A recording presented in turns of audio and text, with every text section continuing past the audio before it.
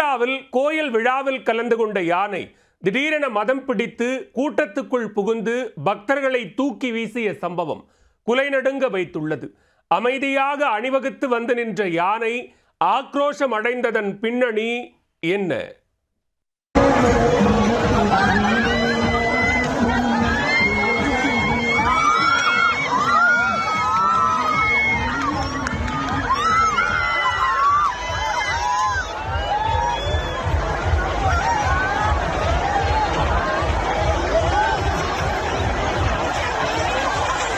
கேரளாவில் நள்ளிரவில் மின்விளக்கு ஒளியில் மேளதாளம் முழங்க நூற்றுக்கணக்கான மக்கள் சாமி தரிசனம் செய்து கொண்டிருந்த திருவிழாவில் யானை ஒன்று மிரண்டு அனைவரையும் பீதியடைய வைத்த சம்பவம் தான் இது.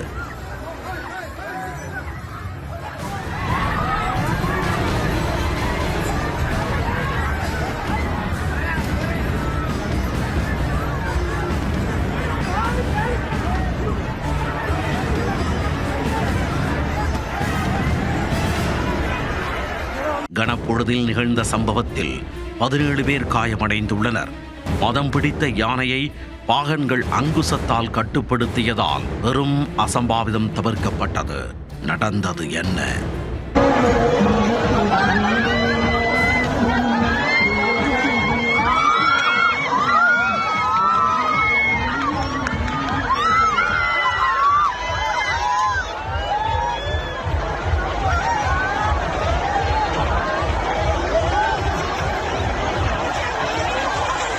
கேரளாவில் திருவிழா என்றாலே செண்டை மேளமும் கம்பீரமாக அணிவகுத்து நிற்கும் யானைகளுமே நம் கண்முன்னே வந்து செல்லும்.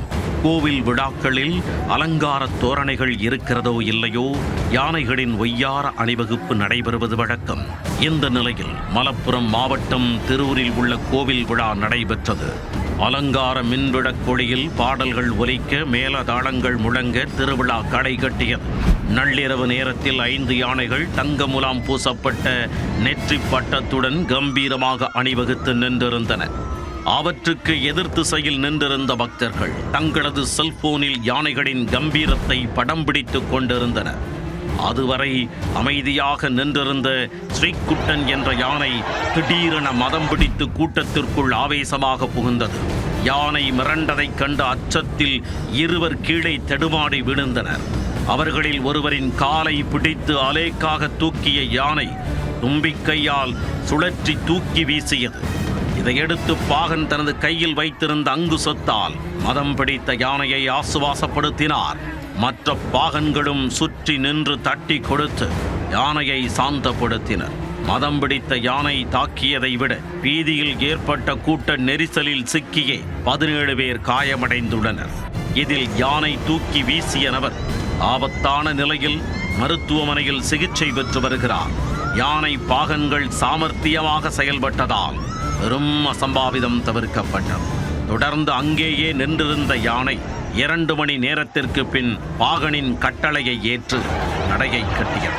கேரளாவில் உற்சாகமான கொண்டாட்டத்திற்கிடையே கோவில் விழாவில் பங்கேற்ற யானை திடீரென மதம் பிடித்து கூட்டத்திற்குள் நுழைந்து பக்தர்களை தாக்கிய சம்பவம் பதை வதைக்க வைத்தது.